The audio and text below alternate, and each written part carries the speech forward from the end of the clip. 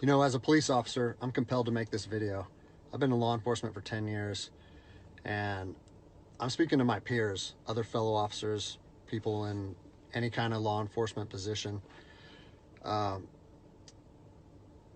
seen officers nationwide enforcing tyrannical orders against the people, and I'm hoping it's the minority of officers, but I'm not sure anymore, because every time I turn on the television, every time I look to the internet, I'm seeing people arrested or cited for going to church, for traveling on the roadways, for going surfing, opening their businesses, going to the park with their families, or doing nails out of their own house, using their own house as a place of business, and having undercover agents go there and arrest them and charge them with what? With a crime? I don't know what crime people are committing by doing nails in their own house, but we're seeing this more and more and more, and we need to start looking at ourselves as officers and thinking, is what I'm doing right? Now, I want to remind you that regardless of where you stand on the coronavirus, we don't have the authority to do those things to people just because a mayor or a governor tells you otherwise.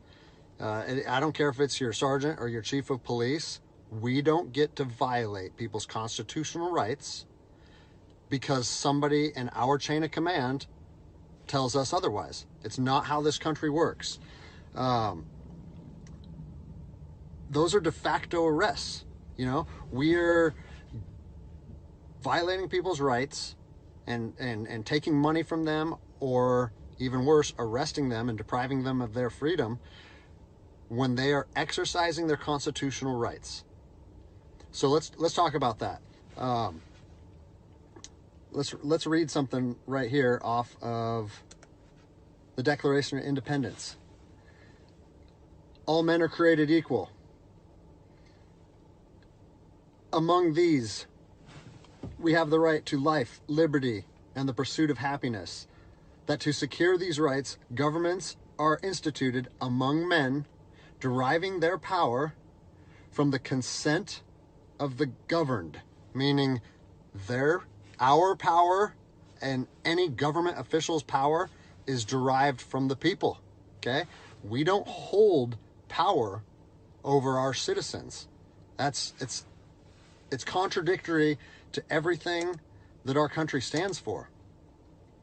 And this is what I'm seeing. First Amendment rights, telling people they can't go to church, freedom of religion. Okay? Telling people they can't protest, freedom of assembly. Fourth Amendment violations, illegal traffic stops to check for papers. What are you, the Gestapo? Is this 1930s Nazi Germany?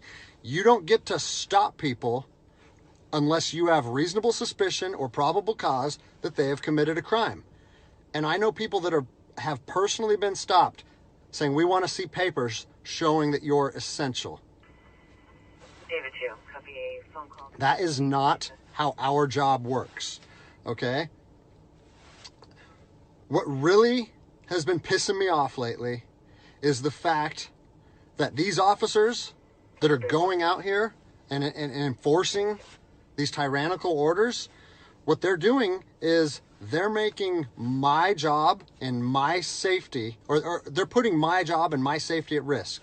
Because what you're doing is you're widening the gap between public trust and law enforcement officers. And what that's going to do is it's going to, I mean, look at what's happened to law enforcement in the last 10 years. Less and less public trust, and more often than not, that is a result of isolated incidents that get blown out of proportion. Well, they're not isolated anymore. They're happening every single day. And the thing that I want you guys to realize is that our power that we hold as law enforcement officers is nothing more than a facade. It's a badge and a gun. And people, you don't realize, if you haven't lived in anarchy, if you haven't seen combat, things can be stripped from people in a heartbeat. And that's what I'm afraid of. I'm afraid that these actions are going to wake a sleeping giant, i.e. the American people, okay? They are going to be put in a position where they won't have their rights trampled anymore. And us as law enforcement officers, we'll have our ability to enforce the law stripped from us in about 10 minutes. Okay? I think what is going to happen if this continues is we're going to see bloodshed in the streets. Okay? I don't want to see bloodshed in the streets on either side of this coin. I don't want to see fellow officers get injured or killed, and I certainly don't want to see citizens get injured or killed. And I promise you, most of you out there doing these tyrannical acts against our citizens, you're not ready for combat. You're not mentally or physically ready for combat in the first place. I promise you, you don't want to go through that, and I hope I never have to go through that again. You don't get to just say, well, I'm doing this because I was told to do so, or I'm following orders, or I need to keep this job. Guess what? I need to keep this job more than anybody. I have 3 young children. I have 2 houses. Like, I have the same sob story that the rest of you guys have. But my personal choices and my living arrangements, no matter what they are, don't allow me to trample on people's rights. And I don't understand why that concept is so hard for people to understand. Listen, you need to stand up for what's right.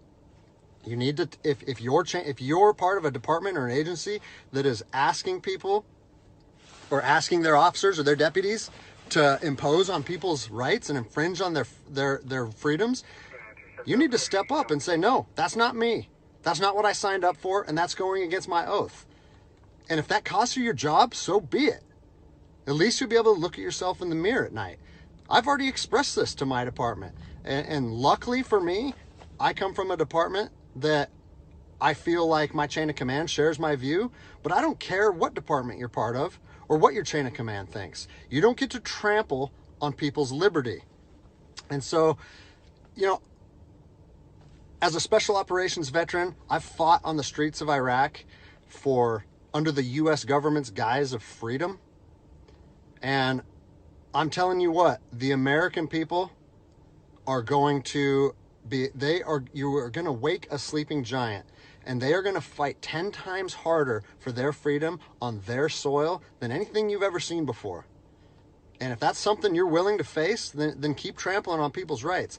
But I promise you, the American spirit of defiance is going to rise again, and it's going to be a big problem for our country. So I'll leave you with this, something that I learned as an E-nothing in the Army. No matter what situation you're put in, if you look inside yourself and ask yourself one question, am I doing the right thing? You ask yourself that, you know the answer. And no amount of money or no order or law or anything should be able to make you go against doing the right thing.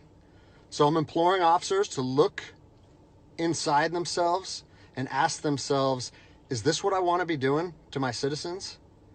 And I think the answer is clear. And if we all stand up together, guess what? It'll be a non-issue, no factor, because people and law enforcement will be united like we should be. Hey, what's up, guys? So I just kind of wanted to take a couple minutes, get everybody caught up to speed on what's going on in my life. I've been getting a lot of questions, and figured I'd just make a second video and answer some of the things that I've been receiving. I first wanted to say I'm humbled by the response that my video got. It's been viewed millions and millions of times. People all over the country have been calling me, texting me, sending me emails, comments, and the overwhelming majority of it has been positive. And so I think that's pretty cool, because my whole thought process on making that video was trying to bridge the gap between law enforcement and the public. And I've seen both sides with open arms willing to embrace that. And I think that's a step in the right direction. So that's pretty cool. One thing that I've seen come up over and over in the comments, and I've been in emails sent to me, is, are you going to get in trouble? What happened to you? Or is there any discipline any discipline taking place? And so I figured I'd take a chance and give you a little synopsis of the last 3 days of my life after posting that video. So I posted the video on Tuesday, was it May 5th?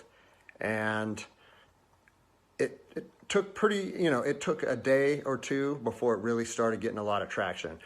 But the next morning when I woke up on the 6th, I think it was only at a few thousand views. And I had received a message from my command saying, wow, Greg, what a powerful message. We agree with that 100%, well done. And that was actually a relief for me because I was like, great, I know that it's risky putting something out like that, but I felt like it was so grounded in integrity and liberty that no one would have an issue with it. So that was a relief. And then fast forward 3 hours later, I get another phone call from my command and it said, hey Greg, the video's up to 400,000 views. It's time to pull the plug on this thing. And I immediately, it kind of caught me off guard because I said, why would we want to pull the plug on something that was already acknowledged as a good and powerful message from one law enforcement officer to others? And I said, yeah, that doesn't really make sense to me. I think maybe we should embrace this message and we should share this with other officers. And he said, listen, it's not up to me. I have been directed to tell you to take the video down, and I need to know if you're going to take the video down. And I said, no, I can't take the video down. Because if you listen to my first video, the whole message that I was trying to share with people and impart on them is if you believe in something in your heart, you have to stand by that conviction, even if it costs you everything. And like I said last time, I have 3 little kids. I have this house. I have another house. I cannot afford to lose my job. But after putting that message out there and sharing that with America, and it was so well received, I can't then just say, even though that's what I believe, I'm going to take a step back, I'm going to retract my words, and I'm going to allow my command to prevent me from sharing my heart and my truth. And I said, so with that in mind, sir, I can't take the video down. And, I didn't know where this was going to go. And I immediately started thinking about what are they going to try and gig me on? What did I do wrong? What policy did I violate? And I got called back a couple hours later. And by this time, it was skyrocketing. Everyone in the agency was seeing it. Cops from when I was an officer down in Los Angeles, they were contacting me. I got a call and it said, listen, the video needs to be taken down right now and you need to accept a letter of reprimand. Or we're going to take a very different approach to this if you say no again. Well, I'd already put myself on that hill and I had to be willing to die on that hill. They said they determined the video was a violation of policy and that if I wouldn't take it down, that allegations would be made against me and so on and so on. And so I told them, no, I'm not going to take it down. You do what you need to do. But the principle of it is rooted in truth, and it was a positive message that was received by millions and millions of people. If you want me to take it down, I have to respectfully refuse. And it was interesting because they kept citing different policies, like, oh, it was the social media policy, or some of your equipment may have been identifiable. And that kind of seemed like a moot point to me. And it was strange because why was the message okay at 5 a.m. and then 3 hours later, there was a problem with it? And so I was later contacted by the chief of police. He's someone that I have great respect for. He's a good man to work for. And he's the one that shot me straight. And he said, Greg, if you openly defy your governor, you can't be a police officer in the state of Washington. And I told him, I said, you know what? I can respect that. And if I were in your office, I would shake your hand, respectfully disagree, and say, maybe I'm not meant to be a police officer in the state of Washington then. And here's my thoughts on that, okay? You have to do your research. You have to figure out what your true north is, what your truth is, and where you stand on issues. For me personally, I believe that the Constitution supersedes all other documents, all other laws. There's case law supporting that. If you look at Marbury versus Madison, 1803, it says any future laws created that are repugnant, meaning in conflict with the Constitution, are null and void. So when I look at how I feel comfortable enforcing the law, and I see people exercising constitutional rights, it doesn't matter if there's different executive orders, requests from mayors, requests from governors. To me, the Constitution supersedes that, and I'm going to stand with the people. Well, unfortunately, you know, higher up in all agencies, there's a political game being played, and now I am on a administrative leave status pending termination. I was told by both the agency and the union that I was asked to take it down, and I refused. So that's refusing a direct order. It's an insubordination charge, and it will result in me ultimately being let go from the agency. And I said, you know what? If that's what you guys have to do, if that video is so bad that you want to take my career from me and you want to leave my, you know, like potentially take my ability away to provide for my family because of that video, do it. Because I'm going to stand by my convictions, just like I said in my last video. So yeah, it's weird, you know, how fast your life can change in a week. It's something that I never thought would happen. I never thought that I would make a video that would resonate with millions of people. But, you know, my head is held high. I'm not intimidated or upset by how this played out. Like I said in my last video, man, I fought in the streets of Ramadi during 04 and 05. I came to terms long ago that my convictions and my beliefs may cost me everything up into my life. And even though it's 15 years later and I'm a police officer in Seattle, Washington, that truth still remains for me. So I don't have an option to back down or feel sorry for myself or give in and say, you know what, I got kids and I think I'm just going to take the letter. No, if they want to do me like this for standing up for liberty, they can do that. I'll leave you guys with this. You know, it's on to the new adventure for me. I've been doing different things my whole life, and I'm actually excited, to tell you the truth. If you know of anyone accepting resumes, hit me up, because I might need it in the near future. But, you know, I've always wanted to circumnavigate the globe on a sailboat, so maybe it's time to chase that dream. Anyways, I appreciate all the support, guys. Take care.